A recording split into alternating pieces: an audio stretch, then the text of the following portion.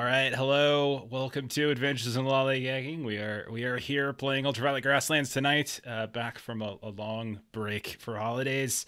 We're down to Jeremy tonight because he said some really terrible things. So we've kicked him out of the group, and he will no longer be playing with any of us. And that's just how it is. Yeah, he's dead to us. He's dead to us. So anyway, Something about liking Canada. yeah, it was very wrong. I appreciate that one bit. But yeah, we got a lot to. I mean, like we haven't actually missed a session for this, but it feels like we have because I haven't run a game since that session. So it's been a while. I don't remember how to GM, so I might forget how to do these types of things. I think it's just I try to kill the players and then chicken out at the end and not do it, and then give loots or something like that. Your tracks. Yeah. Okay. So let's introduce characters and get started. So Joe, you weren't here last time. Your character Ensen was, I think, cramping, had a lot of muscle cramps, and was hanging out inside of the alien Megapede while you were gone. So tell us about your character. I am playing Ensen, the Musclemancer, who is basically just an Old Spice commercial, and it's a lot of fun. Yeah, he's very much. Was it Flex Mental? What's his name? The guy from. Oh, was it Flex? You know what I'm talking about. Someone knows what I'm talking about. Yeah. Yeah. Okay. Whatever. Okay. But yeah, you flex you do stuff with your muscles, and things happen, right? Were you one of the people who got like the blessing, like where like that died and like got that blessing? Okay, so you're one of them. I was supposed to die when I was having my muscle mech suit battle. Yeah. But I didn't, and so I got a blessing instead. And then so was Lamb. And then we now have a third person who joined in on that. So we know who the three chosen are. And then MSG had like some wonderful moment at one of the discoveries you had. So really the only frauds here, I think, are Chuck and Bert. So I think we'll figure it out. Let's keep going. Melissa, who are you playing? Satrap 956 Lamb, orange skinned, orange suited satrap with a many-fingered monkey lizard who likes to pickpocket things. Lamb would be level 3, but splitting XP with Lamb is weighing her down, so she's not a cool level 3 yet. She's still level 2. She did die and then come back, or almost die and then come back. So she's got deflate and dodge as her special ability that she got, is how she managed to get out of the way of dying that time. Yeah, that reminds me, Dan, you should get to pick a new. I'm not sure if you've done it yet because you've got some other stuff going on, but you do actually get to pick a brand new ability because of what happened to you. It's as you've been touched by the True Mother specifically. So yeah, you came back stronger. So you have some new ability. Bert, who are you playing? Hey, I'm playing Kalilabu, your very friendly Safranian coffee bean merchant, and sometimes surgeon. Sometimes I get those two confused. They are pretty close, just in They are. They really are. Yeah, and you're diving into coffee magic. Is that what you decided to call it? I'm diving into coffee magic. I can now make the celestial coffee brew called Sleepy Time that will put you right out. Okay, it's the complete opposite of what coffee's supposed to do. No one will see it coming. It's absolutely the anti-caffeine.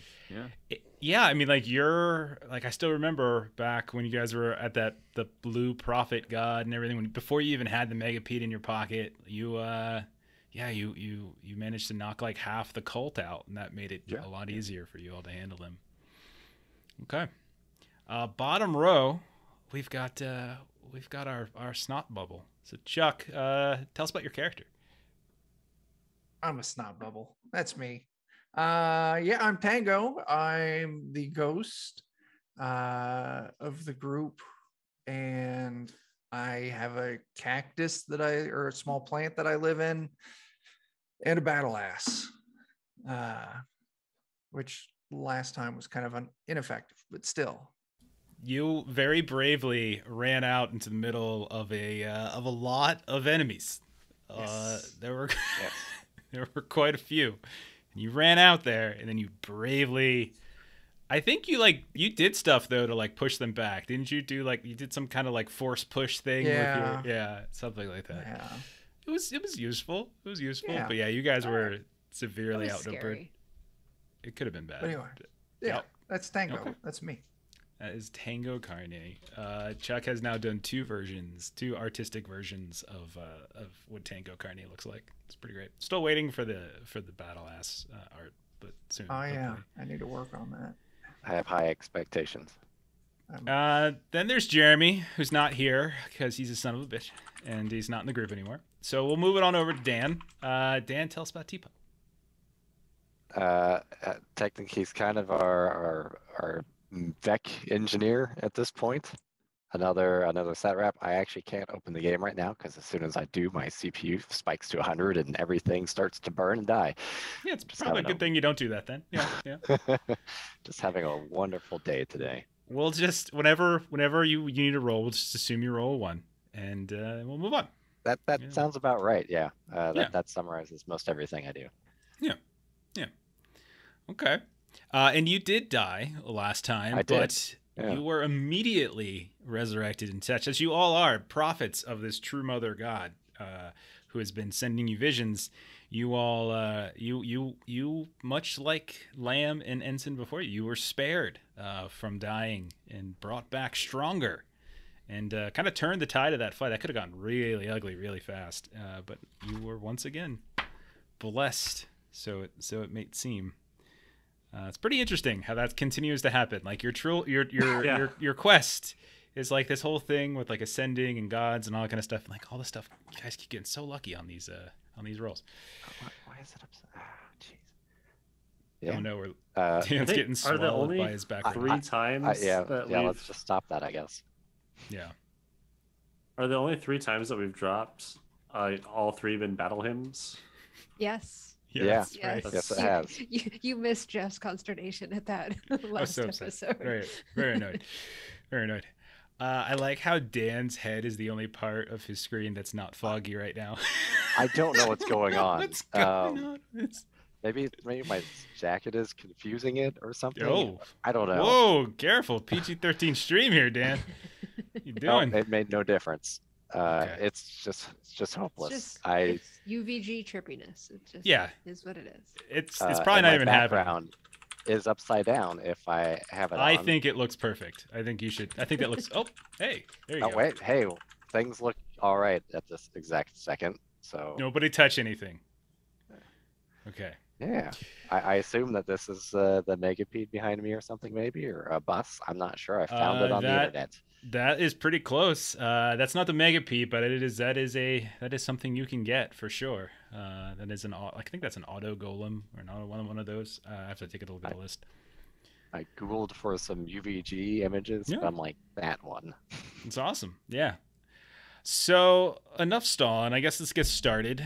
You all, as we've mentioned, are prophets of the True Mother. You've been sent westward into the ultraviolet grasslands, searching for keys that might help you learn how to ascend into the sky like the shamans of old.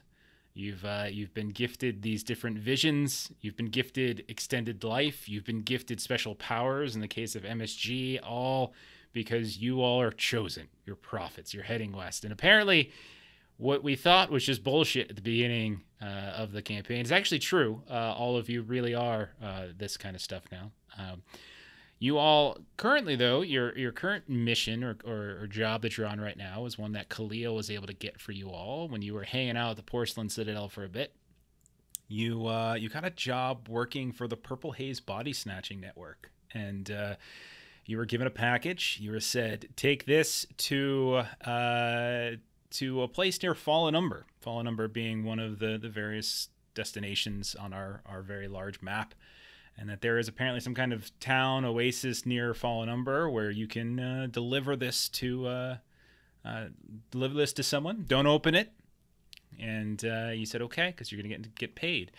Along the way, so then during the travel, you you met a couple. You ran into a couple other caravans along the way. Actually, the first set of caravans that you ran into was like a bunch of drunk people, I think, that were talking about something regarding a tomb by the Waystone Graveyard and how they had found it. And they're going to make so much money. It's going to be great.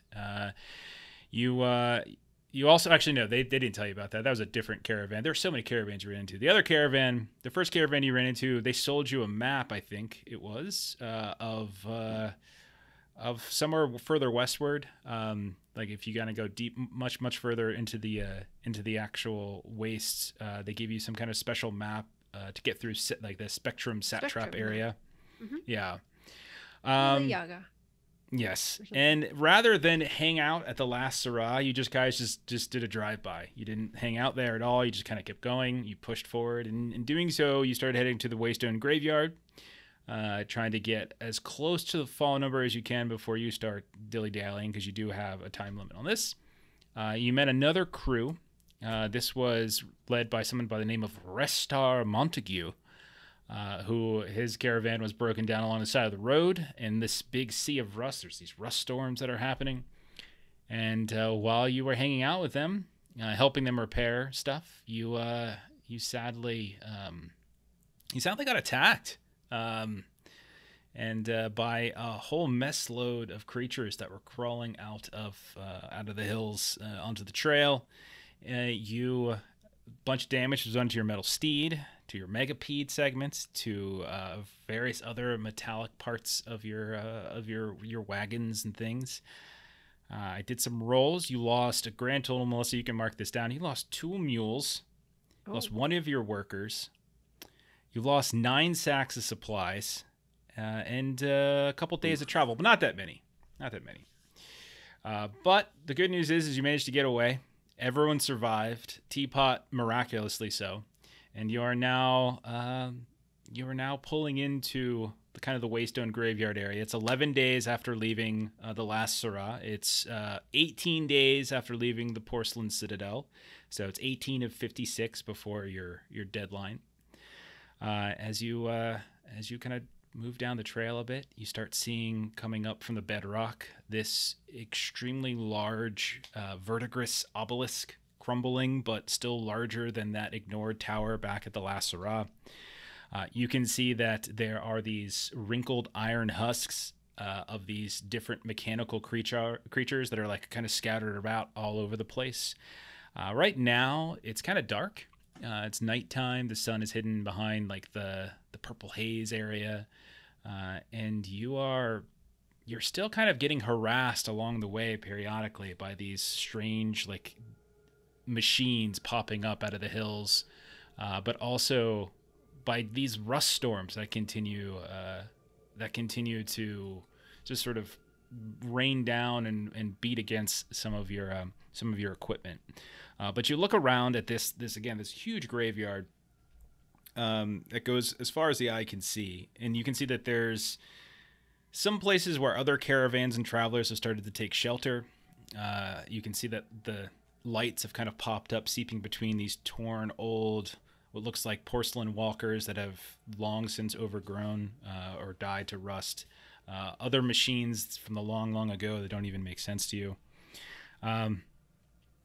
You can see that there's trade that's kind of intermittently happened. This isn't like a proper settlement, but you're seeing people kind of still communicate. Information's flying. You're hearing other rumors. People have also reported more of those assassin machines that attacked you all.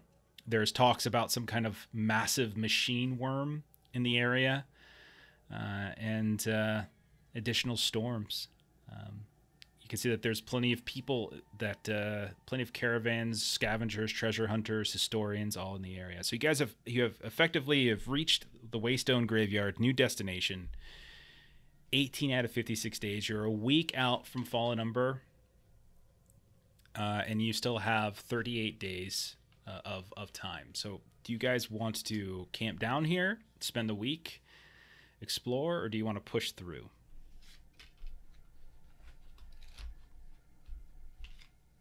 I would like to have a chat with Khalil, actually. Mm-hmm. Oh dear. So, the box that we're transporting with those body parts Yes. that we learned are not actually body parts, but are actually living beings. Was there any discussion of how much less you would get if we looked inside? I was led to believe that it's not a matter of getting less, but getting dead as it executed on site, from what I understand. So we're just going to move on with the knowledge that there's breathing beings inside of that box. Oh, there's living beings everywhere. I mean, your body's composed of at least 90% of living being matter that's not you, right? Well, there's that. And Phil will poke out and wave. And yes. Just needed to ask if we were at all concerned. Wait, did I miss the boardroom meeting when we talked about getting a consciousness all of a sudden about our moral choices here? I don't know. Was I sick that day? You might have been sick that day. I think most of us at some point have had a thought along those ways.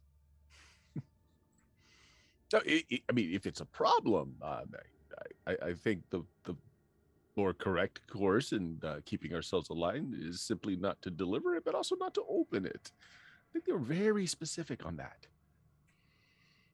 That not delivering it would be very bad, but opening it would be worse. Worse. Good to know. How did we get the knowledge that there were living things in it? So one of the caravans that we came across, there was a being that has sort of like X-ray vision. And so we learned that the box that we got at the very, very beginning is actually empty. There's some sort of aura to it, but there isn't actually anything inside it. The one that we're carrying along for Circle Angelo is empty. And we were told that this box that we thought had body parts that were getting delivered actually has 6 living bodies inside. Well, if there's some way to contact the beings, I mean, without opening the box, I don't think we're precluded from doing that. Teapot will look at Tango. Yeah, man. Can you snot bubble your way inside a box? Yeah, man. I thought my way out of a box. Surely I can think my way into a box. Well, some care because, I mean, if I'm to understand these things right, the box itself is some kind of containment vessel. I mean, you might find yourself trapped in there. That would suck.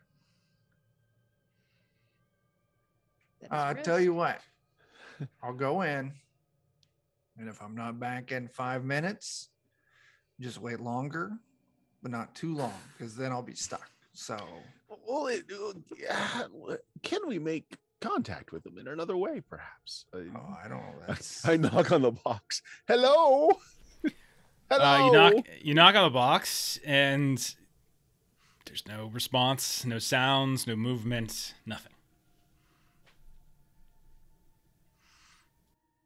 I have no plan B. Anyone? Anyone? Does the box have like holes in it? No, it's sealed. Gotta be airtight. Like suspended animation or something. Yeah, some kind of cold box. I don't know, like. That's why the timing was so critical on this one, I think. If we don't open it, we get paid, and like you said, if we do open it, we you get all dead. Get murdered. Then you can For hang sure, out with they're me alive forever. inside of it. That was the information we were given, is that there were live bodies inside. Yeah, they were sure. Like they saw like bodily functions and everything. So yeah.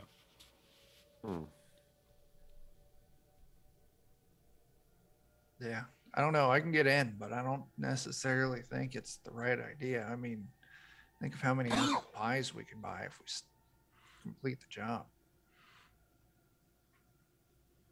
Anyone able to make mental links with things? Anyone just develop that talent all of a sudden? My character sheet says hallucination, but I don't think it works that direction. I think you cause them and other people. Yeah. Yeah. I don't think that's, you know. And yeah, an MSG requires physical contact with them to get his stuff. Oh, man. I'm gonna try switching my audio real quick, if that's okay. Yeah, it's fine. MSG would be great because they could just make his tail like super like skinny and So snake do I right sound in. like a clown or a disaster? Does this sound okay? No, it No, you sounds sound good. You're fine. Sound good. Okay, good, good. You look around and MSG has sort of disappeared off into this graveyard, junkyard. Him and his new, looking for maybe another man meat or two, hunting down various stray rodents, something or other. He didn't really say much when he left, but he has in fact disappeared. You know, like if we're going to Waystone, if we hang out there for a while, maybe we can find a psychic. And they could talk to him. Like brain stuff. Since I was the one who brought it up, I guess I could make that my action that I do while I'm here is look for someone Yeah. with those types of skills. Okay. So yeah, we can say that you are officially, mechanically at the destination. And don't forget that you all, like, if you're gonna spend the week here, that effectively lets you complete a specific action that you would like to do. So if you wanted to rest, that could be an action. If you wanted to look for discoveries, like locations in the area, remember that discoveries and then visiting them is one of the main ways you get XP. You find places to go in the area, then you go and you spend a day or two there, and then you get some XP. Maybe some loot, maybe some story, that kind of thing. You can, in this particular place, one of the other things you could do is you can scavenge. Oh, thank you for those bits. We've got, let's see, we had one from Karayan, so there should be 5 in the pool, and plus all of you should get your heroics to start the session.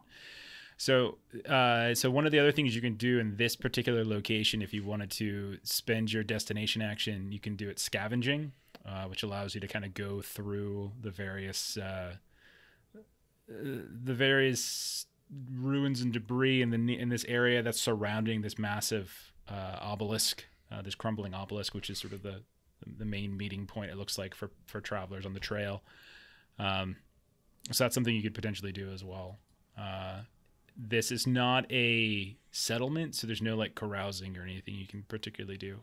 But if there's something else that you wanted to do, we could always spend your time doing that, and we can make it work.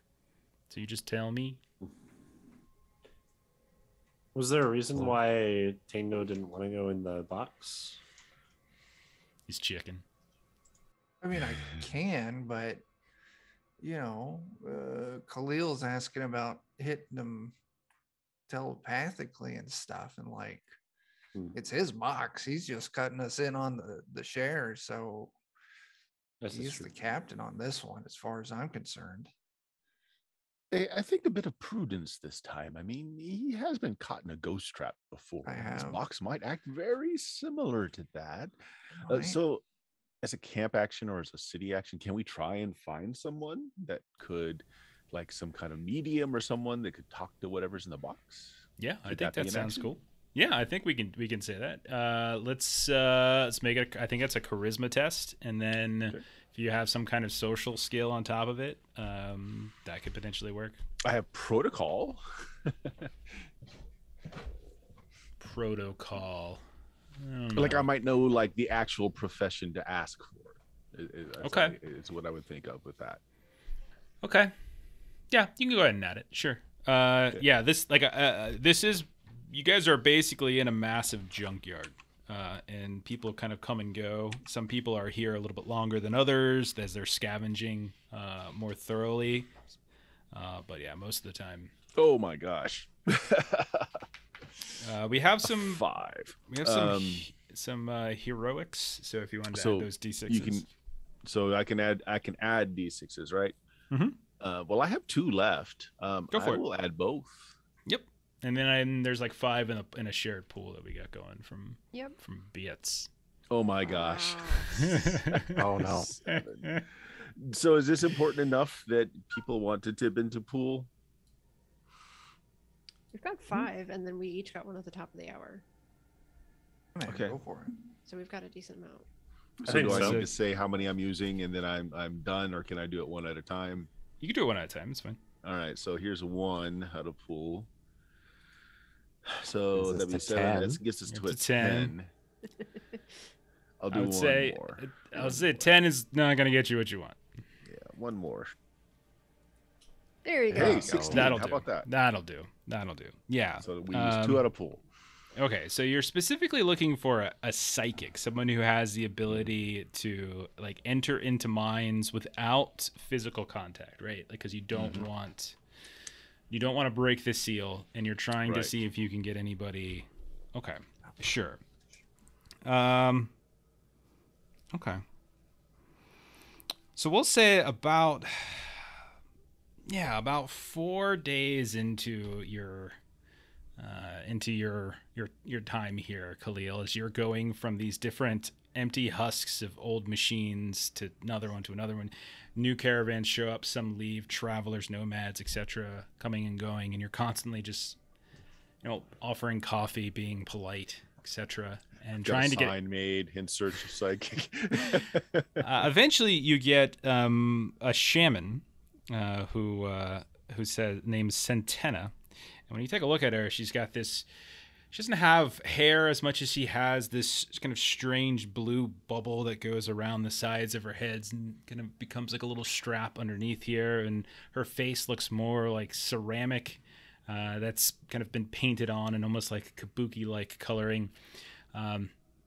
And Lamb, Teapot, you would recognize this as one of your folk, a satrap of some kind. You can see at the request of Khalil, offers her services, but she says, "I'm not so much a psychic, so to speak, but I do have the ability to meditate and extend my mind outward and enter into those in close proximity." Well, here are the rules. There is something living in this box. Kind of push the box over, but we cannot open the box, and it's best that you don't touch the box. No physical touching of the box. Understood. Now, payment is, I do not mean to be crude, but I believe this is common for exchange of skill. How much are you going to be paying me? What are you going to be paying? Is she? So she was part of a caravan, yes? Yeah, you can see that she's got like this large kind of like porcelain walker. It's like kind of it's like this big thing on like these stilts, almost like something out of what's it called? Oh my god, I'm blanking on everything tonight. It's like a giant porcelain walker. It almost looks like this big old spider that's moving about, and its legs are kind of jittering here and there. Sure. But yeah. Any indication of what the goods are that they're selling? If you ask, let's see what they got. Let me see what I have. What do they have? Looks like they're coming out of the west, so they're coming with. Let me hit my list of trade goods. Looks like they're coming from the west. They have some vidi crystals. They have like the raw materials for making vidi crystals. Mm-hmm. Mm-hmm. How many units of that ancient tech scrap do we have? Melissa, you have the inventory on that. I believe we got rid of almost all of that in the last stop. I think we That sold is it. true. Porcelain Yeah. Citadel. Yep. Okay. Well, we got rid of all the bone tech that we had. I mean, we did get some like salt and some other things recently, but You do have some salt. You have salt. So, do we want to make an offer out of our own goods? I've got a little bit of cash on me. I've got 100 cash written down. I don't know if that's even a reasonably good amount or not. We're pretty flush in cash Okay. from everything that we've. maybe just propose cash or trade goods and see what they like. Okay. Can do that. All right. So are you offering 100 cash and what's the alternative choice here? Or maybe just vaguely cash or goods. And Yeah, just cash or goods. See what kind of amount that these services are worth. Cash is very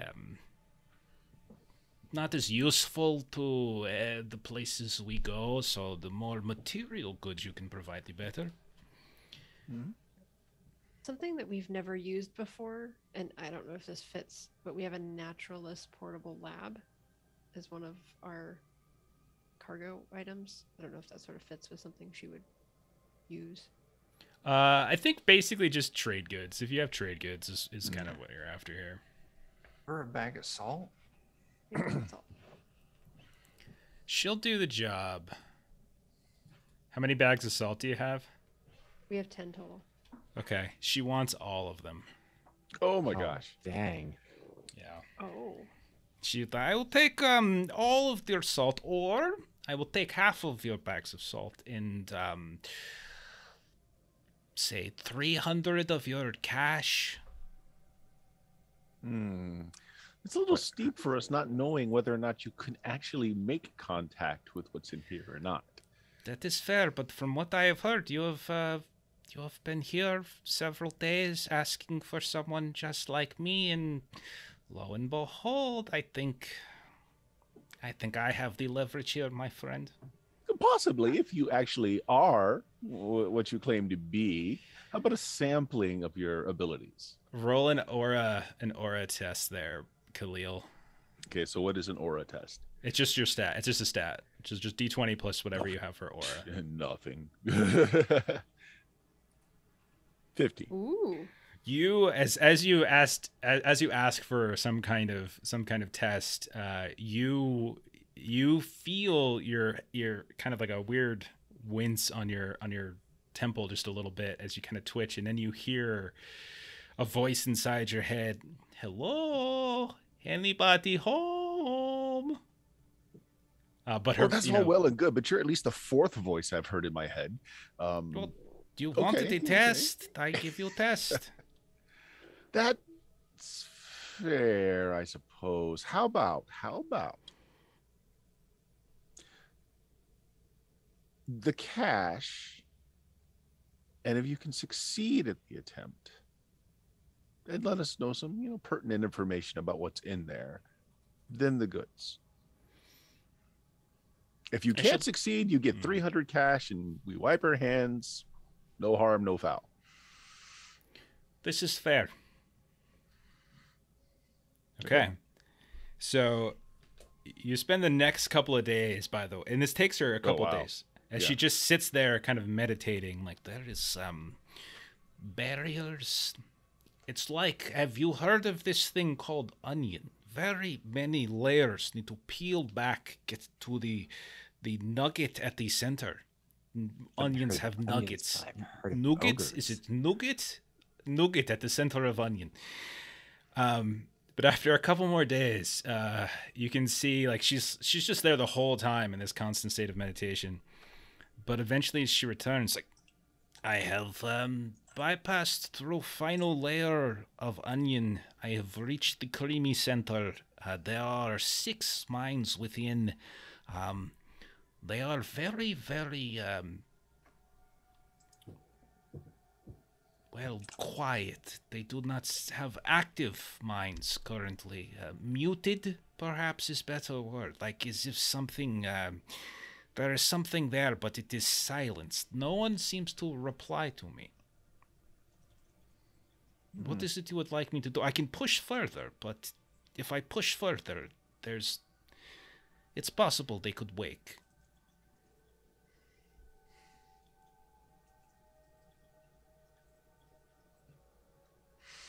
Wow, that basically does nothing more than confirm to us that there are living minds in there, and there are 6 of them. There are these images, memories. It's hard to explain.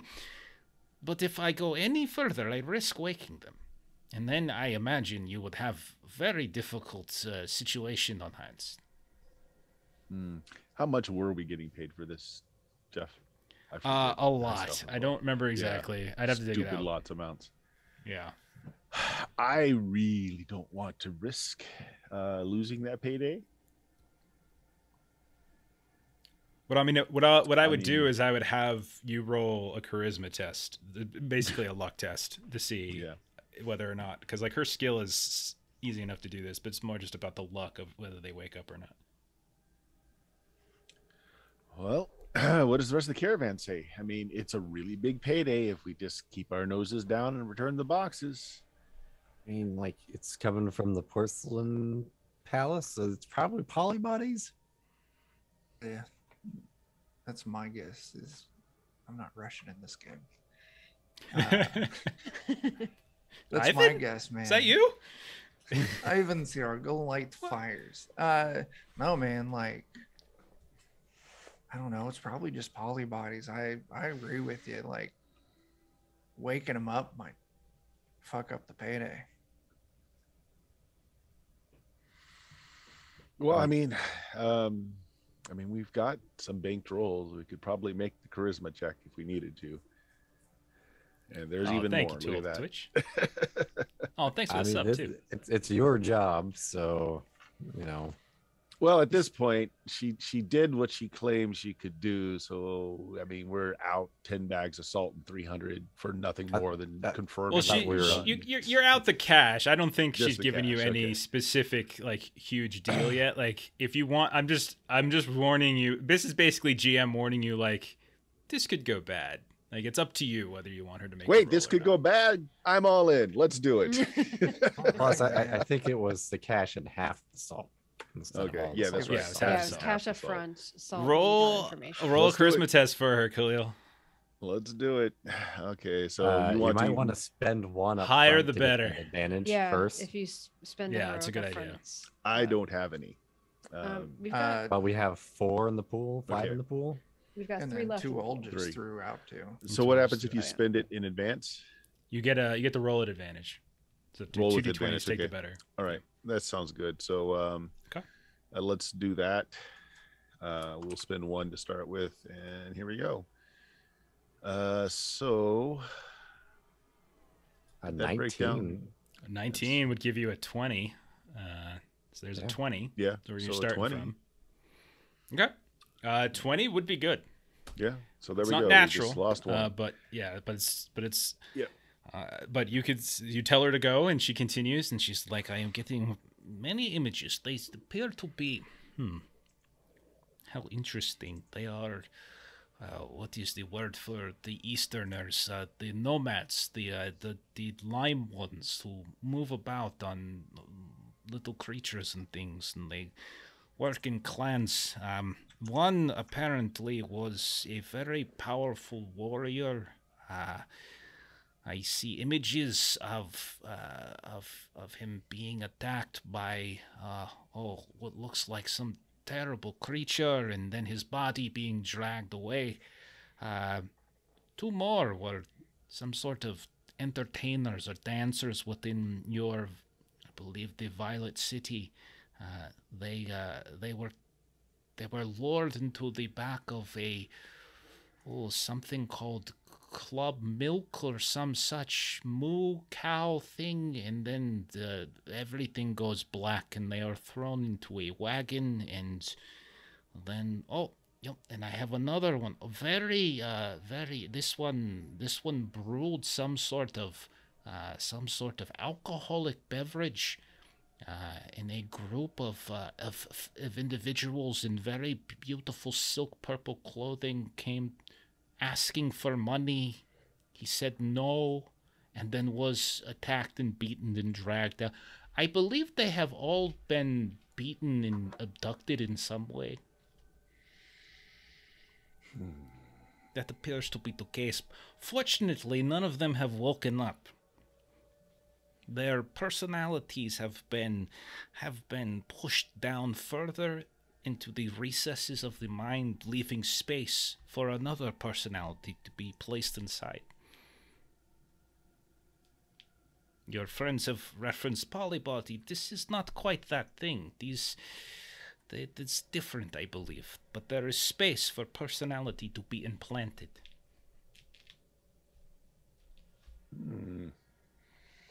You know anything that would do that?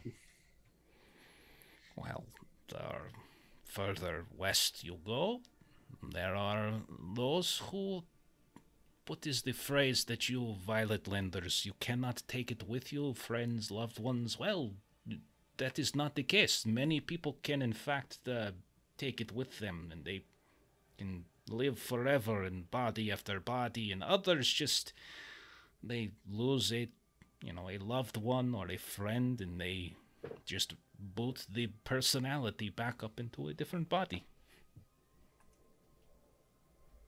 There are many that do this. Not uncommon. Not entirely legal in certain places. And so it appears that they just get these bodies from kidnapping. Yes, all of them seem to be very cruelly abducted in one way or another. Perfect. But their brains are nearly empty. There's just a handful of memories left. It's been compressed like zip file. Like reversible damage or damage already done? It is possible you could get a Mindmancer to unravel the memories within their minds, and they might gain personality back, but that is beyond my abilities. Well, very well. That is all very useful information. A bargain is a bargain. One of them is named Steve. Oh, I hate Steve. For Boy, if we that's wouldn't have worth. known that, we might have had a moral dilemma here. But Now we're done. Yes. Well, is that would you consider worthy of 6 sacks of salt? 5? 5 sacks of salt. Okay, Fancel. Can't get one over on you, can I? Okay. All right. So if there's nothing else for her, she'll take her 5 sacks of salt, her 300 cash, and Centena, the mine shaman, will wander off somewhere else. Very Right. useful, though. Then we just mug them on the way out. Porcelain Walker starts shooting laser beams out of its various eyes, and you all make new characters. Okay, so that's Khalil's destination action. So what else do other people want to do for the week? You guys all have that, in destination action, something, anything. Yeah, Steve was a janitor, correct? You said scavenge was one here? All right. Yeah. Actually, wait. This is a week here, right? It's a week. So if you're looking to rest and recover your health or fatigue or your stats, that would be your action. You can also, but if you wanted to scavenge, that's a special action here. So it's basically you might find something amongst the ruins and things. I think I want to train to see if I can learn another spell. Okay. So you want to see if you can find someone in the area that might be able to practice the delicate arts of musclemancy. Yeah. Okay. All right. All right. Let me pull up what I wrote down for that one too. So it's XP and advancement. So you're looking to do specifically, you're trying to get a spell, or you're just trying to Yeah, a a new new spell. ability. Okay. I want to learn a new spell. All right. So you're lingering in the area and you're basically just looking. So you're just looking to train. I got you. All right. I see what you're doing. All right. So let's do a.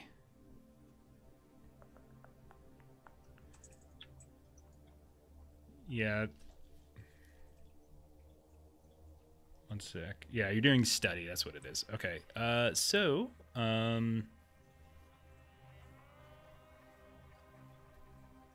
Do you already have a spell in mind, or are you looking just for someone to give you one? I do have a spell in mind. Okay. I had this- 4 written up that I've learned 2 of them so far. All right. So go ahead and roll. Yeah, go ahead and roll a check using your primary musclemancy skill. Okay.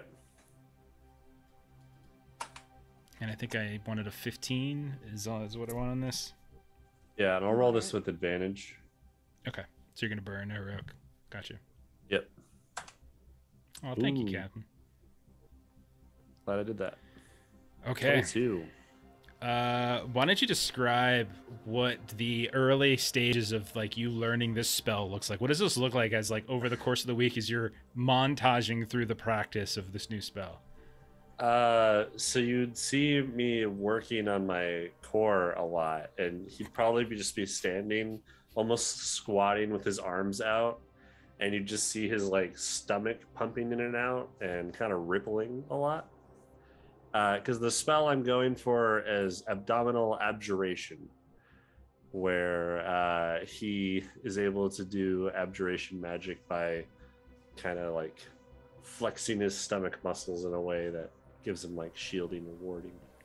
Okay, so you just, and all of a sudden, like this arcane shield just you get all glistening, or maybe you just like you gain like a what's it like a bodybuilder like coppery glisten comes over top of you, and that's your shield. That idea. Yeah, it's like, that's good. Yeah, okay. Yeah, I like it. Oh God. All right, fair enough. So that's Ensen out of the way. Anyone else want to know what? Have an idea what they want to do? You mentioned there was like another mechanical worm around here. Yeah, you have heard. You can get this for free. You have heard that there is a massive machine worm that has been seen more than once in the area, and just every now and then, if you guys are staying in the area, which you are, you're all near the obelisk. This kind of seems to be the closest part to the trail. You do notice more than once this huge wave basically kind of start to erupt in some of the debris fields, and that's when you see emerging from it something about a 100-foot long creature, like very similar to the megapede, very, very similar. It's kind of sort of these jointed bladed legs. It's rattling all around, and you can see it's like feeding, and you're probably the best person for this, Teapot. It's kind of feeding on static charge, like, so it's finding these patches within this debris field where there's still like residue, like electricity, or where like when the rust storms come through and you see the crackling of electricity, it'll appear and it'll just kind of absorb it in some way, and it creates these very localized earthquakes. There are the bright side is that it doesn't seem to be particularly aggressive, and if you stay away from it, it doesn't seem to be doing any harm.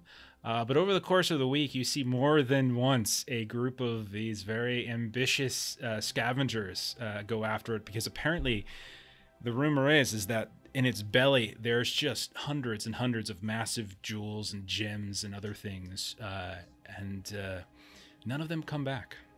It has like because this creature's got like a mouth as big as like an elephant, and it just kind of swallows up wagons on the whole. Oh. If you want to go check that out, man, I'll go with you. I mean, I'm kind of interested because I mean, get get maybe close. we can have another megapede. I'll fly into its belly and take a look. Okay. I mean, I'm interested. Okay. So if you're just gonna go peek at this, like if like I don't, yeah, this isn't really. I wouldn't treat this like a destination action, but this could just be something you want to do. That's fine. But you wait around one of these days over the course of the week where like the earth rumbles, you kind of get the idea of this coming. You see the static storm kind of roaming, and you kind of time it out. So I know Tango, you're probably going to try to ghost into it, but Teapot, what are you going to try to do here?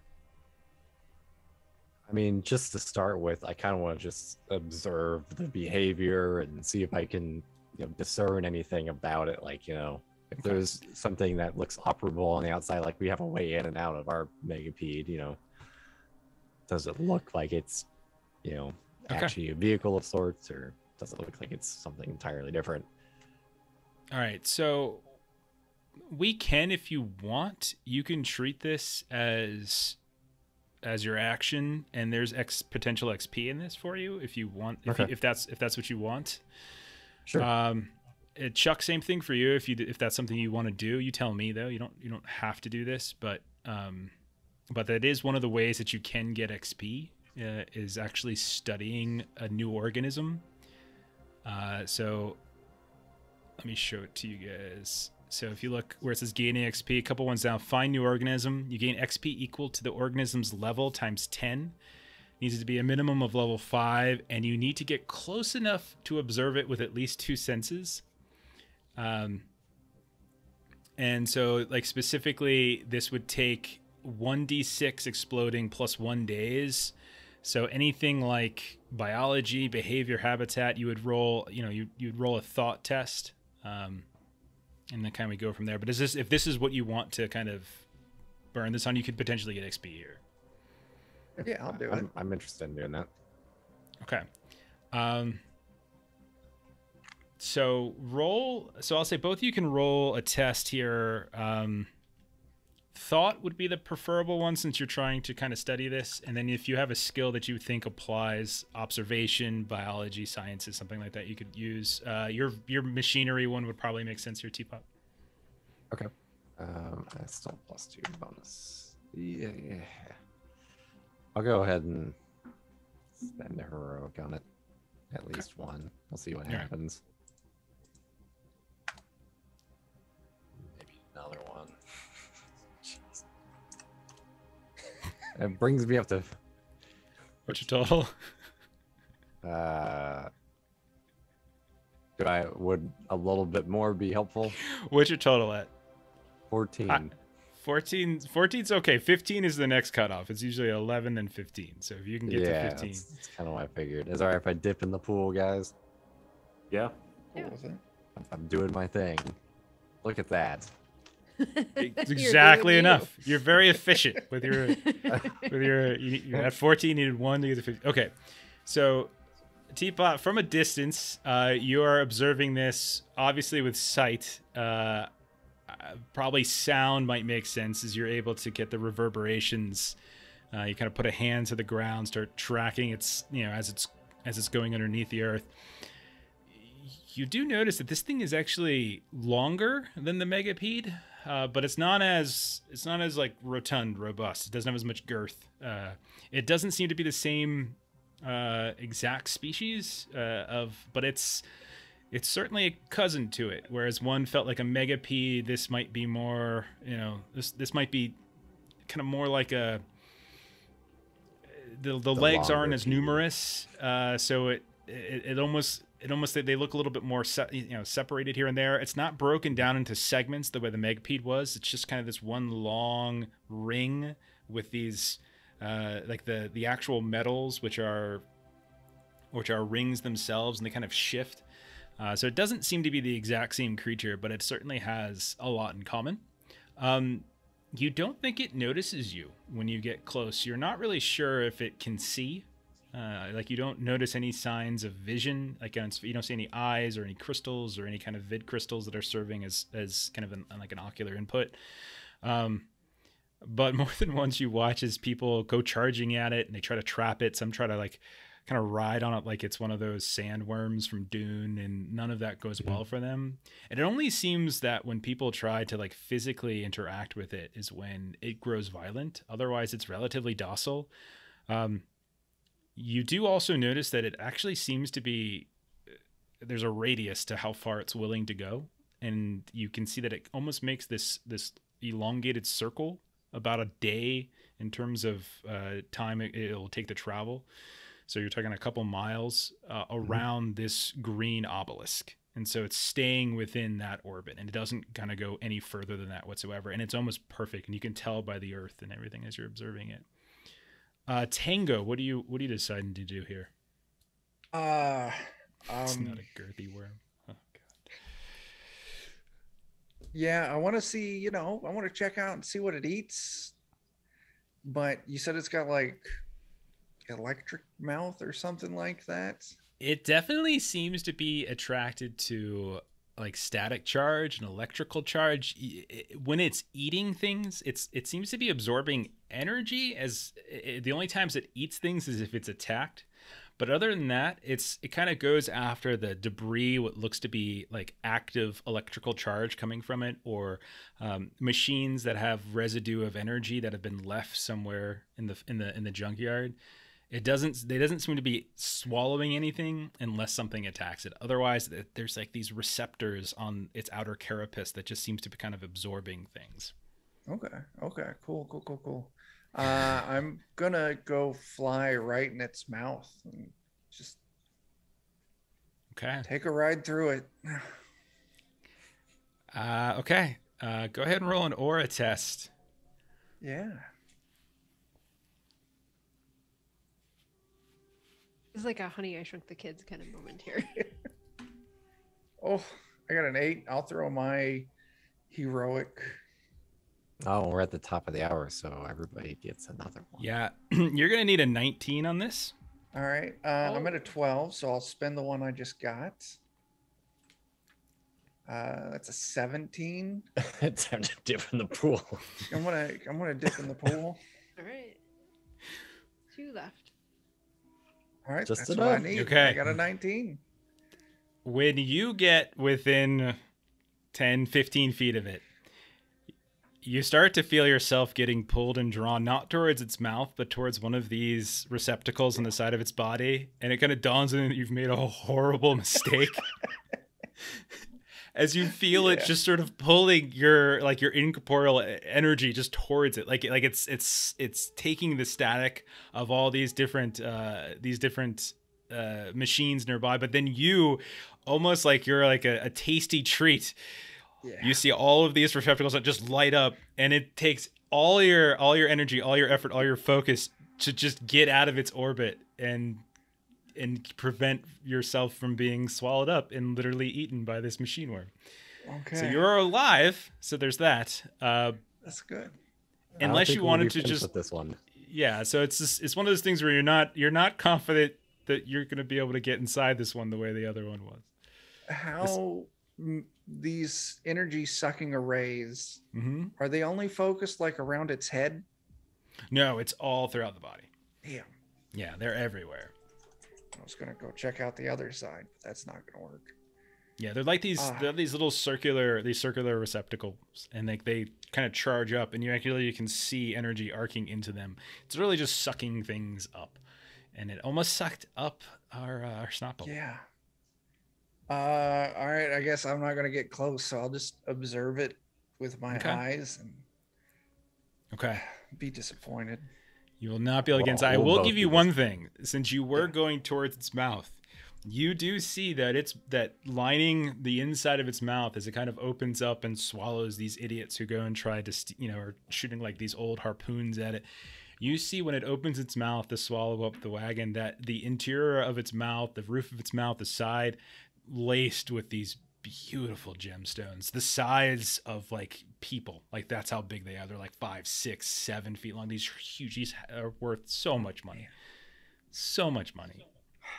Okay. I'll share that with Teapot. Like, man, it's got gems in it, and it almost had me in it, but not in the good way. Okay. Yeah. Maybe maybe it eventually loses these somewhere, or like shits them out or something. Could be. Maybe just like follow it around for a little while and see if it just leaves a deposit of gems somewhere coming up on the beach. Yeah. Or we could go check out that big green obelisk. Maybe it's got like babies, and those will be easier to get, and their inside gems will be easier to steal and sell. Maybe it seems to have some relation to the obelisk. Yeah, man. Also, they'd be easier. I think I said that they'd be easier for us to kill, 'cause, like they're babies. Maybe you just bonk them instead, like a seal. Like All right, I'm sold, man. That's a good idea. Okay. So you're gonna go searching for its crap, and then you're gonna go investigate the obelisk. Is that what you said? I think so. Yeah. Okay. Well, maybe we'll just do the crap searching first, and then circle back with the group. And see if there's consensus to go look at the obelisk. Okay. Yeah, Both of you roll on a time frame. So both of you roll a D100. Yeah, I'll give you one of these. Both of you roll a D100. Oh, I got 4. 15. Oh my gosh, you guys. We did so bad. So, Tango, at a certain point, you see this huge streak of colorful, glittering dust kind of left in the wake. And you kind of swoop down or maybe you get somebody else to collect, someone who's corporeal collect it, but you get let me roll a die. You get managed to collect 3 sacks worth of corundum dust. It's sort of the same material that made up those incrustations that were all over the megapede. It's the same material, in fact, and it's kind of left as residue. You get 3 sacks worth. I'll deliver those to Lamb because I don't have hands or pockets. I'll assume I probably did the gathering and stuff since it's the 2 of us on this Sure. hunt anyways. What did you get? I got What was a your roll? 15, which is Okay. not remarkably better. Okay. You see more things begin to kind of just bleed out in the wake as well, but it's not so much like this colorful dust, but you do see what looks like these chunks of kind of refined coral. It takes like dry land coral, like the same stuff that you see basically everywhere, but it seems polished and refined in some way. It's not the most glamorous thing in the world, but it actually does look kind of nice. You do get 6 sacks worth of polished dry land coral. Oh, wow. All right. We'll bring our loot back and suggest that this could be interesting to pursue. Interesting shit's coming out of it. And both of you roll a d6. All right. Only either of us could have done better on the D100. Is this in addition to the sacks of dust that I rolled Yeah, this for? is something else. This is for your Cool, XP. cool, Oh, Tango. One. Oh, Tango. That's how it goes. Tango. I'm doing your XP calculation here really quick. Your bonus XP was 2. absolutely just atrocious. Yeah. And then I'm getting gotta get this, basically the level is, oh God. Okay. Tango, you get 130 XP. Wow. It's more than what I was thinking. That's That's nice. actually not that bad. And then Teapot, you get 120 plus 50, 170 XP. Oh, wow. The 5 wasn't that much different than a 1, really. Yeah, it's actually, I'm sorry, I totally forgot. What's your thought scores? I totally forgot that part. Mine is a 3. Mine's a 0, so it won't change mine. Yours doesn't change. And then so Teapot, then you get 270. Sorry, you get 270 XP. That's nice. Nice. Okay. I was giving you credit for study organism. All right, I think the last person to go is still, as you've been spending some time here, is Lamb. Yes, so I want to study the dust storms. Okay. So what is it? So you want to? So okay, we can do that. It's an anomaly, so we can, and they're rust storms, not dust storms, specifically. So we can treat this like similar to what they were just doing with an organism, but you're doing an anomaly. So this is okay. That'll work.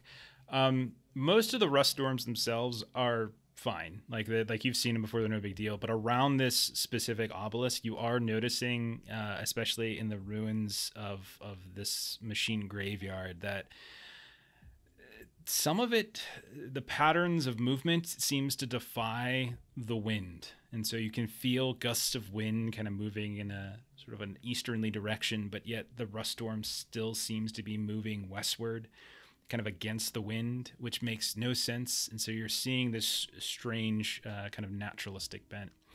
So if you're going to investigate it, it involves observing, probing, testing, poking, and prodding.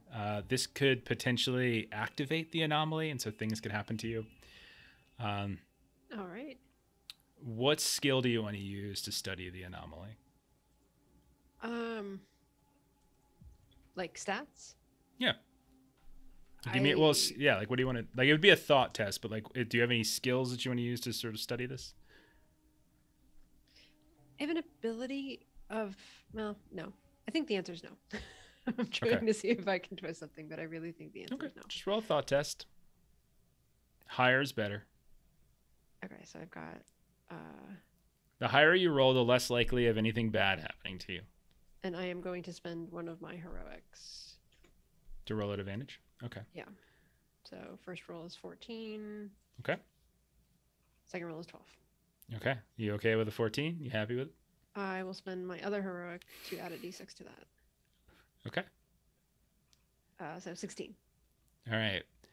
What you notice is that around the obelisk, you are fairly confident that this isn't just this benign, inanimate rust, but in fact, you think there is some kind of sentience to it.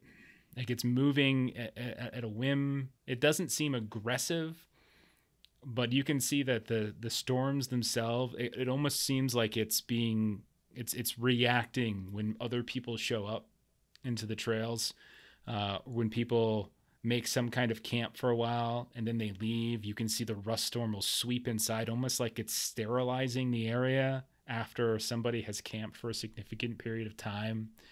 And more than once, I should say, you can see that the rust itself seems to be emitting from, like, it kind of goes back almost like a roost onto this tall, like, verdigris obelisk, and it kind of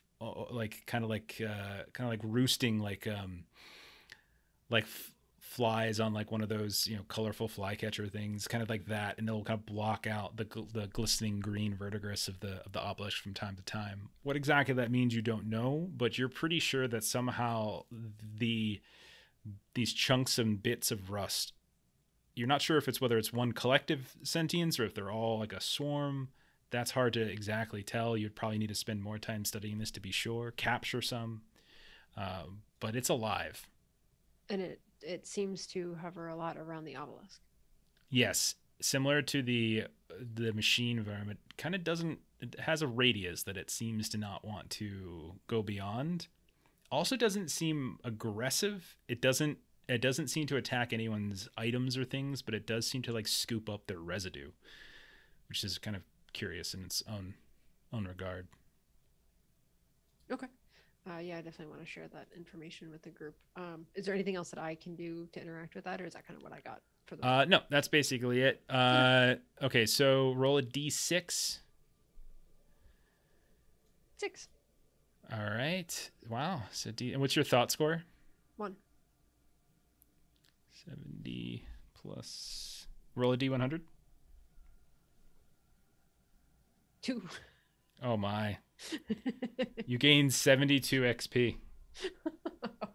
I started off so well. It was 70 plus whatever you just rolled for your D100. You gained 72 XP from that. There was so much hope. Damn. Yeah. All right.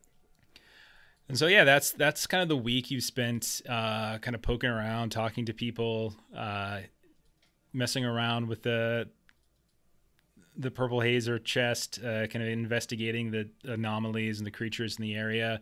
You do for free also get to do just like one free explorer test. If somebody wants to roll a charisma test, you can go ahead and do that. It's for free. That shouldn't be me. Higher the better on this. I can do it. I have 2. And I'll let you actually do it. Too much charisma tonight. I'll let you roll it at advantage too, because you did get some talk to some folks along the way who gave you some tips about a few things here and there in the area. So essentially just looking for discoveries. Not of this area, but they did mention an important tomb in the area. They just didn't give you specific directions towards it, but you already know the name of it, so that might help you. But 22. 22, holy crap. All right, I'm gonna have to look that up because you might get see how much you get for that. Nice. Okay. Oh my. Is it a natural 20? Yeah. Roll again. Oh my god. Roll another 1d20. Another natural 20. Whoa. quite literally, when you do the explore action, it breaks down like what you get. At a 20 plus, you get 2 discoveries. But if you roll 2 natural 20s in a row, you get 3 discoveries. And that's the max you can get. So you just rolled max, Chuck. Nice. So in the process of maybe you talked up some of these poor fools who would later get swallowed by the machine worm before they went in. Maybe you egg them on so that you can get to see them open their mouth, stuff like that. Sounds like something Tango would do. You will learn of a couple different locations. And you meet a couple different people in the process of doing so. Not everyone gets eaten in the process, but you meet a woman by the name of Sangwa Odiadeni, just Sangwa's fine, who references who's there writing a dissertation. And she's writing a dissertation on something that she refers to as the departed machine, which is some kind of religion about a machine that once was here but now is not. But people seem to worship it in some fashion. And she had hired a caravan, much like your own, to escort her to a place that she refers to as the Abbey of the Caretakers, who apparently are worshippers of the departed machine. And she's looking, she wants to meet the sky-faced abbess, and she wants to head there.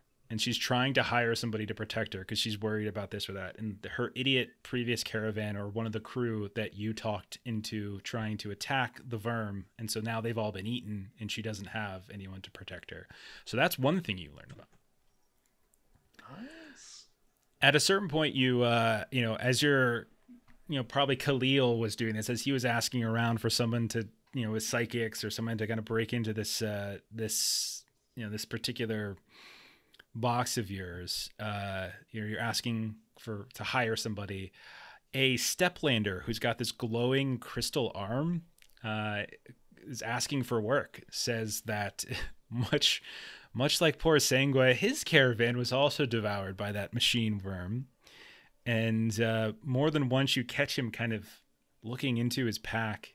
And Tango, because you're just so stealthy, you're able to see he's got these wire and clockwork feet that he is just like they're inside of this bag. He's got tons of them. And when you start asking around about it, there's a place called the Mausoleum of the Wire.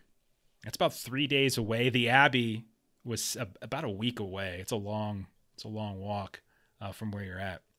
But apparently there's this it's almost like kind of a wailing wall type situation going on, and there's these worshippers that are built into the base of this long slab, this long cliff face, and they have these like clockwork wire feet as if they're laying prostrate in front of them, and their feet are just expensive and they can be sold. And this guy was just like stealing these feet off of these different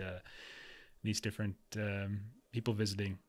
And by people, I don't mean like actual people, but there's like statues and things that have been set up in that pose. I thought you were Sorry. people at the wall and they were taking their feet. He was stealing shoes. Yeah, that would be funnier though. I should have gone with that. And then finally, the last person you meet along the way, Tango, is some kind of like Discovery Channel documentarian by the name of Rankar Grusso. And when he explains it, he says it to you as if you should know his name. You don't know his name, but he's got this little like auto vidi crystal that's floating around, and he constantly talks to it as if he's doing an interview, or he's like, describing what's happening, like he's doing a live show. And he's trying, he wants to follow the caravan around, and as a way to try to get on board your caravan, he says that he knows about this place called the Tomb of the Dragon Also Rises, which is 4 days away. And it is this massive lake of mercury, atop which there's all sorts of kind of ruin and debris, and that's why most people don't see it, because they think it's just part of the debris field, but in fact it's actually a lake underneath. And something at the bottom of that lake, there is a door down there that leads to some kind of tomb, and who knows what could potentially be down there. So those are We've the heard three about that before. you have from one of the caravans that you helped along the way. But that's what you get from your discovery. So you have the Mausoleum of the Wire, the Tomb of the Dragon Also Rises, and the Abbey of the Caretaker. Nice. So Tomb sounds pretty cool. the Mausoleum is 3 days away, the Tomb is 4 days away, and the Abbey is 7 days away. And after this week, you guys are at 25 days total after the week is up, and you had 56 days to get there, so you still have 31 days to play with, and it's going to take you it's going to take you at least 7 days to get there, and then you have to find the place, which might take some time too. So you're looking at like you probably want to leave yourself like 2 weeks just to be safe. Nice. Yeah, I think that's a fair assessment there, Bert. Heavy metal sequel, all right. A lot of heavy metal influence in this game. I definitely think the Dragon Also Rises is what we've heard, that there was like $75,000 worth of something to be found over there. So Yeah, weren't the other people looking for that also? Yeah, you encountered a crew. I think it was the one you helped along the way. That was led by an engineer by the name of Restar Montague IV, who they said that they discovered the tomb of a machine called the Dragon Also Rises, but they were returning to the Lacera for like specific gear. They didn't have what they needed. They didn't elaborate on that. They were kind of cagey a little bit there, but they did in fact mention that they were under the impression that there was something extraordinarily valuable inside. And they think that they could sell it to they already had buyers lined up back in the Violet City. It's an easy sell right there. Yeah, I mean, they tried to recruit a couple of us. I'm pretty sure I can just float through the mercury and like go straight to the door and pull the. Well, I can't pull the drain out of the bottom, but I can tell you if there is a drain. Maybe we could do some sort of really overly convoluted fishing scenario where, we just put a line down and you tell if it's close, and then we do some adjusting. Yeah, okay. And if we've got 4 weeks to play with, that's the shortest one. So we can start with the shortest one, see how it goes. And I'd say we probably only have maybe 2 weeks to actually play with. Because 2 of the weeks need to be spent, getting there and doing the job. All right, let's go play with some mercury.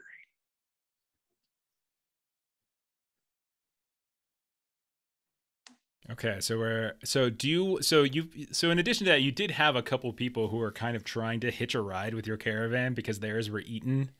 The one that specifically told you about that location was Runkar. He was the guy who was like constantly filming himself with the Vidiscribe. But then there were the two others. They were basically hitchhikers looking to get on board. Do you take them with you, or do you just say screw them and leave and kind of go off on your own? We did just did have lose some helpers. a bunch of our hirelings die, right? Yeah, if you're looking for someone to hire to work, that guy, the sort of the one that had the wire and clockwork feet, it's just like, hey, listen, I can do whatever you want, whatever you need. You want me to shovel shit? I shovel shit, no problem. I'll do it. No, whatever you need. Like, man, like, how do you feel about aggressive possessions of other people for just like entertainment? I'm in favor. I mean, what's the right answer? That's the right answer, man. There we go. You got a buyer lined up for them feet? How'd you know about my feet? What about my like feet? What do you got like some sort of foot fetish or something here? What's going on? What's wrong with my you feet? put them together like that, man. Like, What do you mean put them back? Oh, you've been going through my bag. Yeah.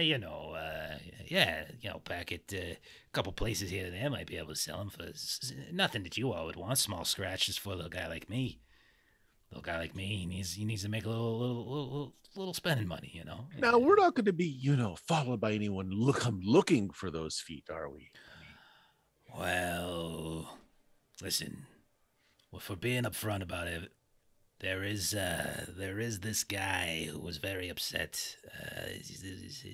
You ever see one of them were humans? You know, they're like human and then they're not. You know, they become something else. They like a fish or a wolf.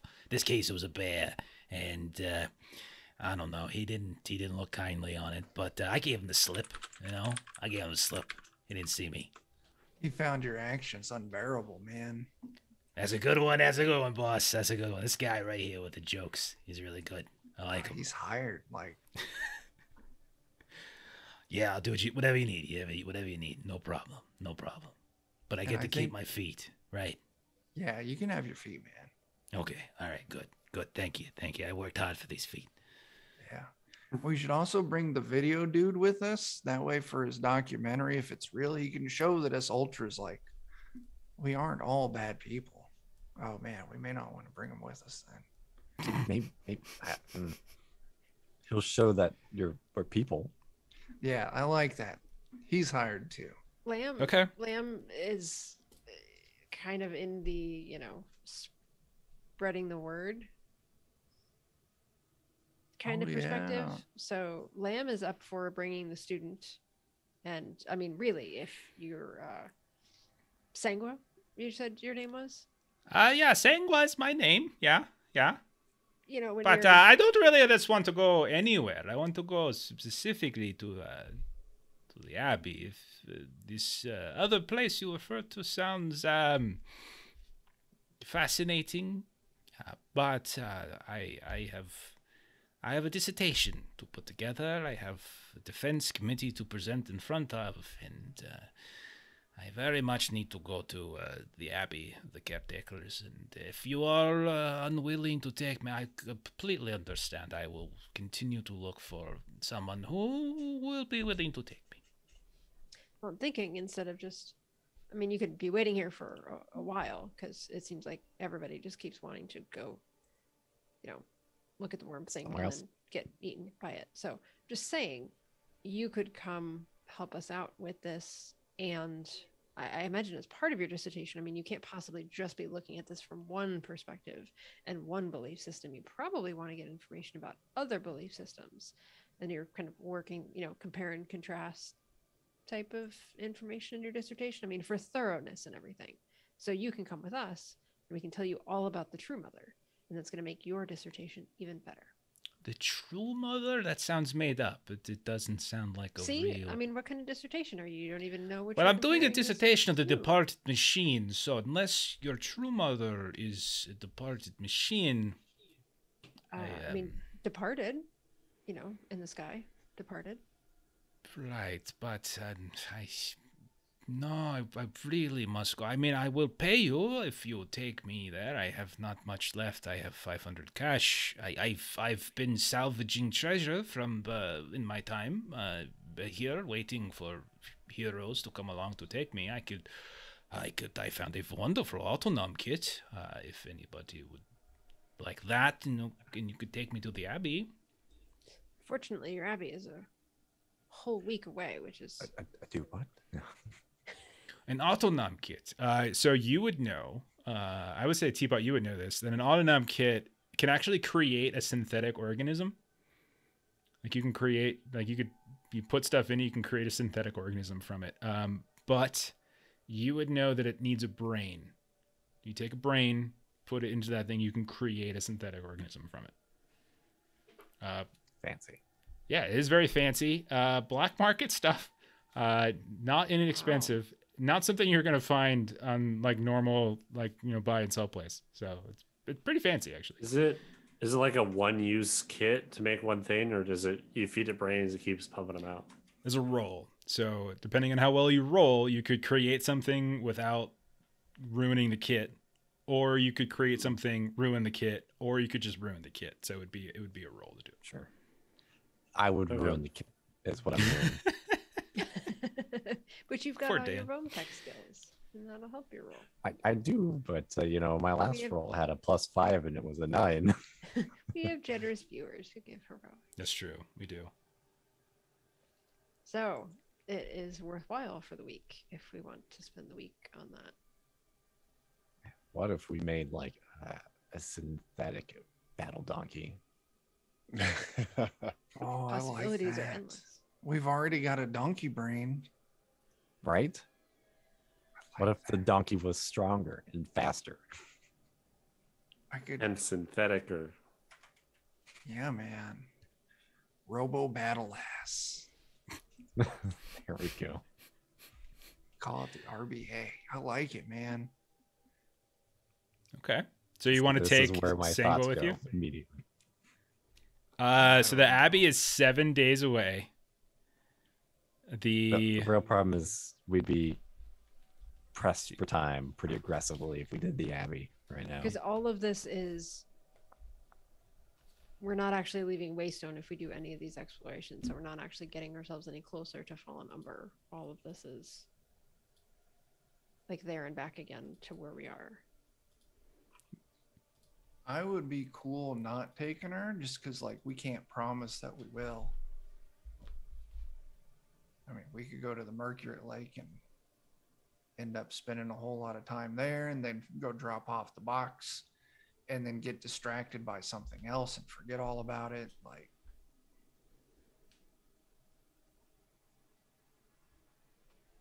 I say we ditch her. Like, deuces. Perhaps we like do one of those, like we've got a job that's got a tight timetable that we have to finish first. If we can, we'll come back. I appreciate that. I should hope I will not be here when you return. I hope I will not have to stay here for that long. Travel in the Waste takes time. I appreciate the thought. No hard feelings. It's okay. Good luck to you and your little true mother. Whatever. Is it true mother? Or? Yes, true. True mother. Okay. Yes. Good luck with that. I hope to read about it. Perhaps I will. Once the dissertation is published, I will return. And, we might converse about that. And my next book. Well, good luck to you. Hopefully we will be ascended and I won't be here to read it, but I still wish you luck. You're going to well, there's that. We're going to space. Yeah. And so you can see as she walks away, she passes by like this other campground. She's just like the crazy symbol by her face. Okay, so you guys got Davor, the guy who likes to steal mechanical feet, and you've got Roncor, the guy who's filming his own documentary. Okay. I would like to set some ground rules with Roncor. You would like to set ground rules with me. Ground rules. What rules about the ground? Well, it's more rules about your camera. Camera. This is an auto vidiscribe. Do not be ridiculous. Your VidiScribe doesn't have unrestricted access to the entirety of our caravan. I shall not film you when you are going 1 or 2, if that is your concern. Satraps don't even do this. No. It's more the caravan itself. Well, the Just because caravan you're is a coming with us collection of doesn't- peoples and things. So yes, I shall be weaving in and out, and I shall be the other one said to do like the Tarantino angles and everything to really get into the grit, to learn about it and present you all as you really are. Can you do like the gratuitous blood sprays and stuff just out of nowhere when We edit that in happens? post. We don't do it live. Yes.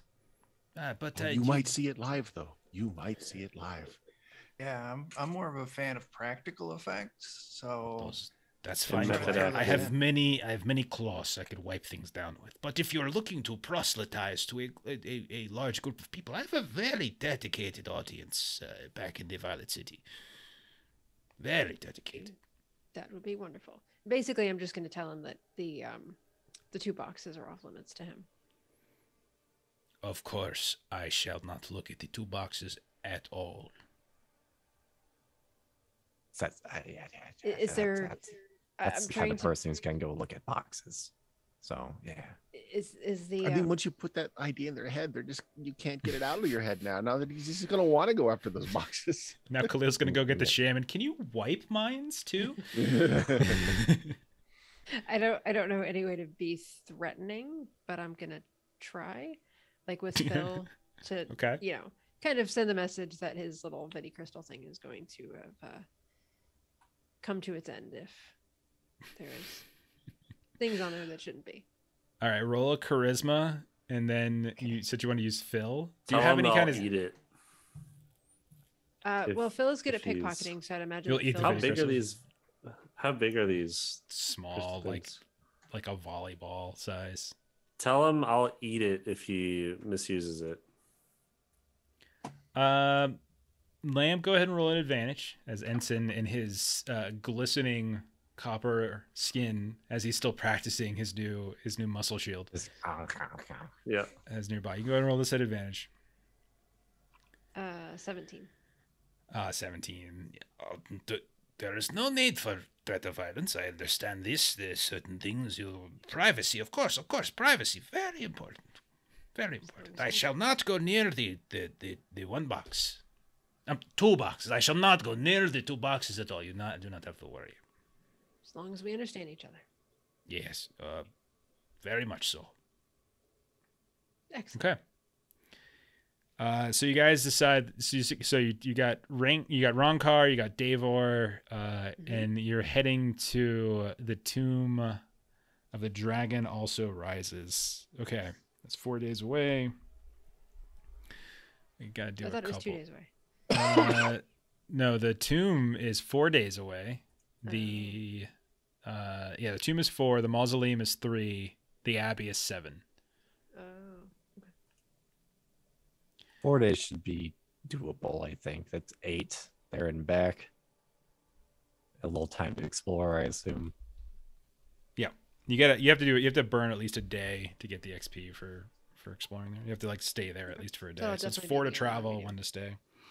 Okay. Guaranteed 9 days, which should fit within our allocation time. 7 days. Okay, let's do. Let me reset. Let me draw Ren. Chuck, go ahead, and as you guys are traveling 4 days, go ahead and roll. Go ahead and roll a charisma test, and roll this at disadvantage. Sure.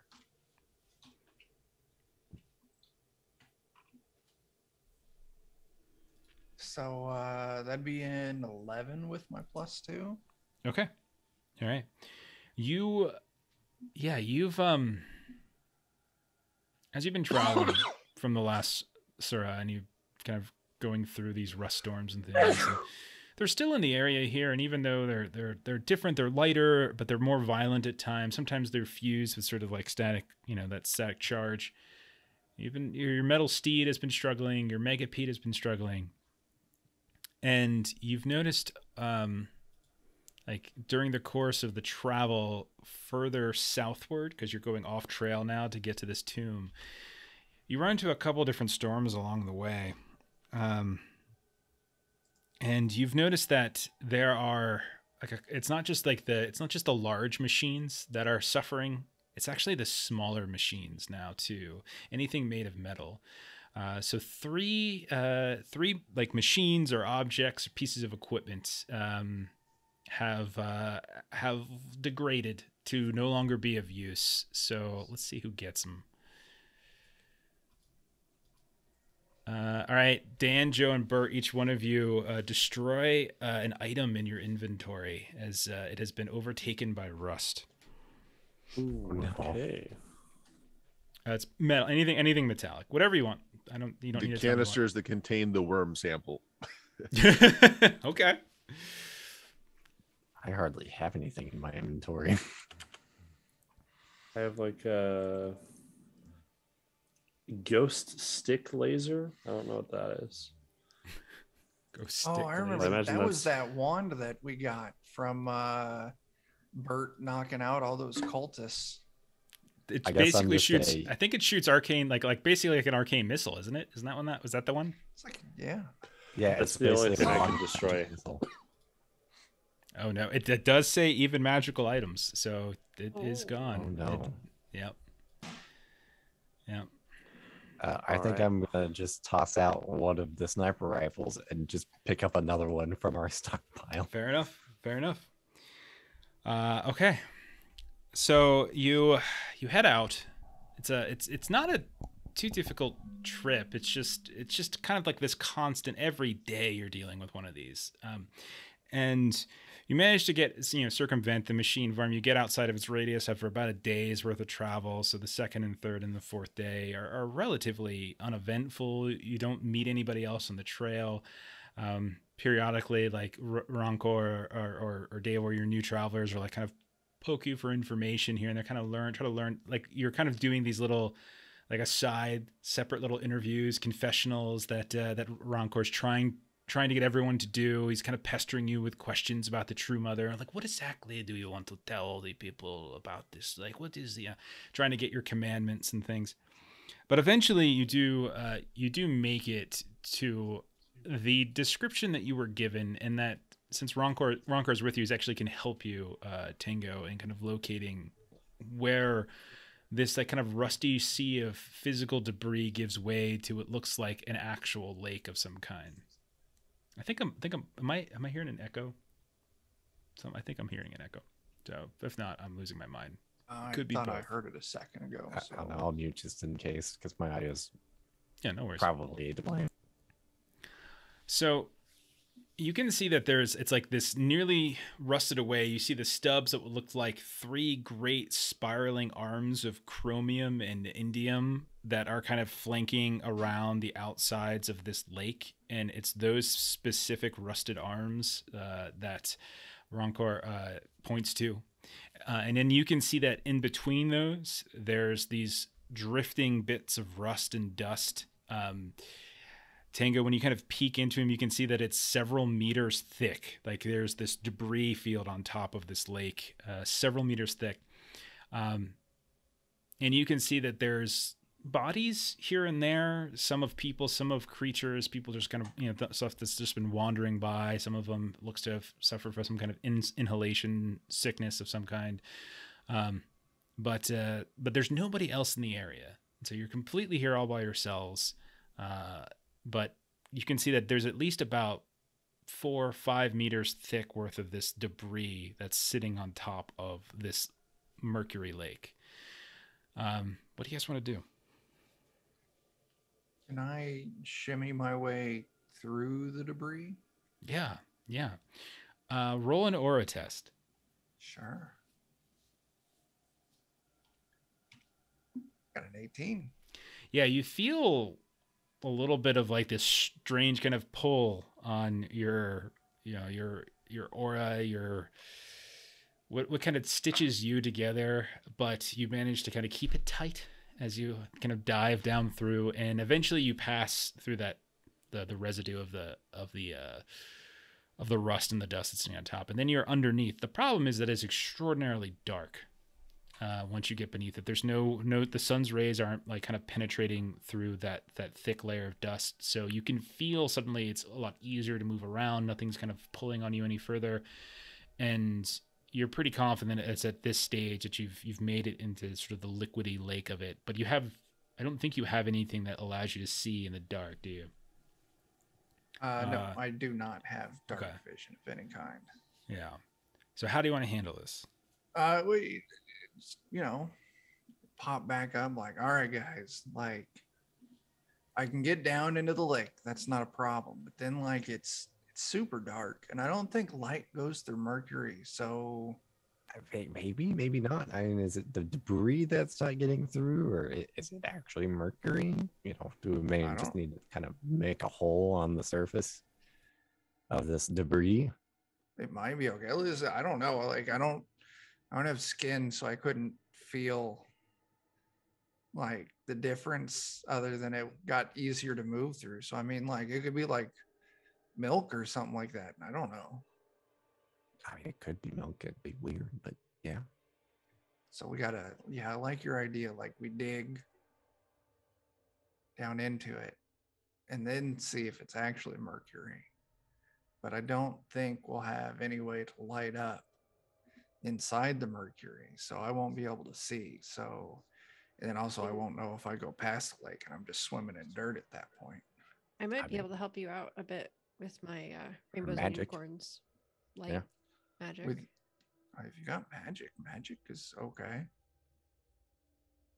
Are there any cracks in the debris that Tango, you could go back down and then I can try to do a little bit of it now and see if it goes through? That's why I was talking about maybe like creating a gap or something like that, like getting something kind of like a pole or something and seeing if It we can took- just Quite a bit for me to like squeeze my way through. So like, yeah, I think digging, we just have, you know, have Ensen just like flex at it and like blow a crater. out yeah, of if it you or could something possibly like do that, just give it a big old clap and see if you can just shoot some of it on the other side. Could be your next spell, man, like peck seismic clap.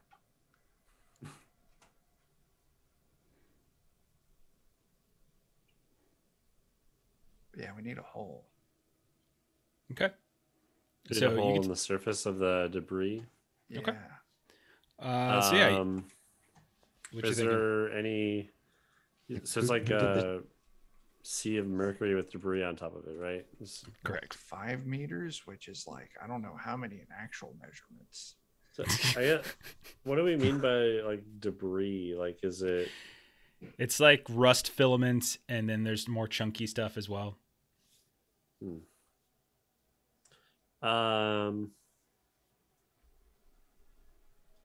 Okay.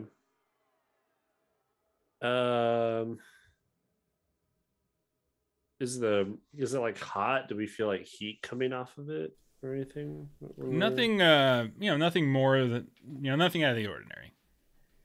Like, Okay. there's the heat of the area, but there's nothing like, it doesn't seem to be irradiated or giving off anything extra. Oh, I got an idea. I got a great idea. I'm gonna hop in battle ass real quick and then just ass blast us a hole in the debris up top. Yeah. I'm gonna do it. Okay, you hop Just into. don't step in. Just don't step in. You slip into battle ass. Yeah. So roll some kind of check here to see how effectively you do this. I'm not sure what we rolled Sure. last time. I think it was probably aura. Okay, let's just do aura. Higher the better.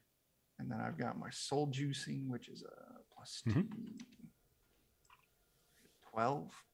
Any heroics you want to add? The higher I'm the better. out. And yeah. Okay, Unless so we want- 12. But we still have Two some left in the some pool. pool. If you guys want, I can spend one here. We're almost done. So Yeah. it's up to you. I'll say like add an 11, you're gonna get, which is you're at 12, so that'll basically get you a very small area. If you get to 15, you'll get like a good like 10 by 10 area.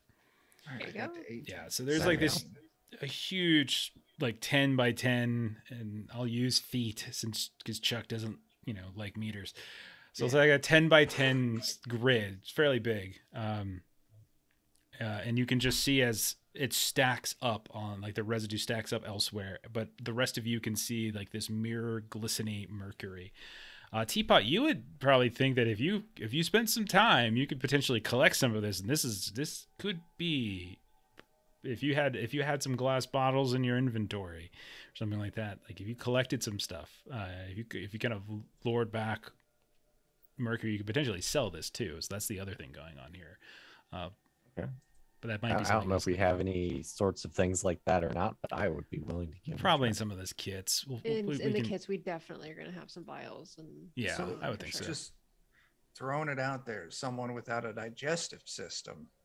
Could we like have our hirelings just drink a bunch of it and we'll collect it later? I mean, we also have the skeleton porters. They could probably just Do go and we walk have out any there of them and left? scoop it up for us. I'm yeah, not but they got bone sure at this fingers. It point would we just do. drip through, and they don't have like I insides. mean, they could to hold they could it. hold the glass and just dip it in and then come back out. Oh, I wasn't even. Khalil thinking looks about down that. at his bone hand, looks up at you. My bad, Nothing man. personal. I wasn't even thinking about how you were going to get it out. Like, that's a you problem.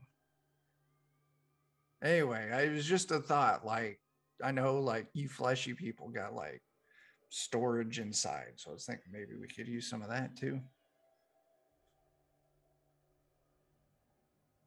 I'm not sure if that's mercury safe. I don't know. Just use a magnet to take it out later. I mean, something like that. So Jeff, would you say that like the skeleton hand could hold the vial and get the vial without being further damaged? Yeah, probably. I think that would probably be okay. So Lamb will look at Khalil and this. Yeah, I know where this is going. Okay. So we've got this big old empty space now. There's still light. It's not the brightest day in the world, but there's still light now. It doesn't pass through like the way it does with water. So here and there, but your magic light should be fine. We'll say, because it's magic. Meanwhile, Khalil is collecting some samples. Khalil, why don't you roll an agility test? Of course, I got to roll something. It's just how much you get. Sure. I've actually got a decent agility. Ooh. Look at that. Yeah. Wow. You will get 1, 2, 3. So you'll get 4d6 worth. 15 of these. Wow. And you would probably estimate that these are probably worth about 400 cash a piece. Nice. 15 of them. But that's going to take a not insignificant amount of time. So this is going to be like Khalil is doing this for a little while. Meanwhile, I think Lamb, you wanted to cast some of your magic and try to give Tango some light. Okay. Yes, I do. Okay. Ensign and Teapot, was there something in particular that the two of you were doing? Go ahead. I just standing by in case they need us. There's not really anything I can do. With Okay. the giant pool of mercury. Okay. My only thought was to see about building some sort of like tube or something like that to start like setting into it to try and keep our little hole protected, I think. Like from the scrap nearby. Okay. Just to Yeah, make you want to sure just that, like reinforce it. Like, yeah, I get what you're saying. Yeah. Okay, so while Khalil's dipping his skeletal hand into the mercury, kind of collecting as much as he can in these glass vials, Teapot, Ensign are trying to maybe repurpose some of the bigger, chunkier pieces of debris here as kind of a retaining wall for the little pool that you've created. Tango, you're getting ready to dive back in your spiritual form, and Lamb, you're casting your lights down. Go ahead and roll for your casting. Let's see how well you do. Let's see how, and this will basically determine how deep your oh my gosh. Yeah, it's gonna go all the way to the bottom. So Tango, you dive back down into the pool, and you're kind of following what is like this colorful, strange, equestrian-like creature with a stick on its forehead as you're just following it down, and it's kind of pooping out rainbows along the way, kind of like breadcrumbs. You would estimate you're probably maybe 50 feet down when you finally reach what looks like some kind of metallic surface, some sort of plasteel. While you're down there, Ensign, Teapot, Khalil, the three of you are working. Lamb, you're kind of doing your best. It's just sort of straight down cast. Ensign and Teapot, you notice that some of the debris up here on the surface is kind of moving about. And you start to notice, Teapot, as some of the figures, as they're moving almost like hermit shell crabs, you see what looks very much like those kind of zombie-like machines that you encounter along the trail seem to be also in the area, and they seem to have, with the blasting of the ass, have attracted some of their attention as they're slowly beginning to crawl in your direction. But the real interesting thing is at the bottom of this lake, right where there's this door, you notice, Tango, that there is what looks like right to the side of this what looks like a circular portal. There is a circular keyhole, this cylindrical keyhole that has these strange little etchings around on the inside. And it dawns on you as you're watching that looks almost exactly like what you all managed to recover the last time the True Mother gave you a vision back at the Porcelain Citadel. Oh, so this is important, it turns out. So we'll stop there as we're right on time, and we'll pick up on the what's going to probably be a fight on the surface, an interesting intrigue at the base of the lake. We chose well. We did. Did you? Well, I mean, That's yet to be seen. We'll see. how do we get the incorporeal creature to hold the key? Yep. At the bottom. That's the of tricky things Lake to worry about. Inventory. All right. So you can go ahead, by the way, and take, in addition to, so I'll give you the XP for your discovery stuff now. So for the tomb, it's 300 XP. So for staying here for a day, collecting your bottles of mercury, staying overnight, etc., you'll get 300 XP for doing that, for this discovery. All right, so let's go ahead and close it down then for tonight. Let's see what everyone's doing. Bert, what's going on your channel this week? Oh, yeah, I got stuff going on, don't I? Tuesday, tomorrow, we have first edition Dungeons and Dragons. Friday is BX Dungeons and Dragons. I'm not sure what's going on Sunday yet. Something fun. Something. Sounds good. Something. Chuck, what's going on with the Defenders? Yeah, on Wednesday, we're getting back to our Pathfinder 2nd edition. On Thursday, we're slated to do some Watercolors and Warriors, our 5th ed campaign. Friday, Shadowrun using the Year Zero engine for Free League Publishing. And then Saturday, over on twitch.tv/Goodman Games Official, Bert's going to be running us through some Lankmar. Oh, yeah, that too. Yeah. Very nice. Put these on a calendar. I think Twitch gives you a calendar. Yeah.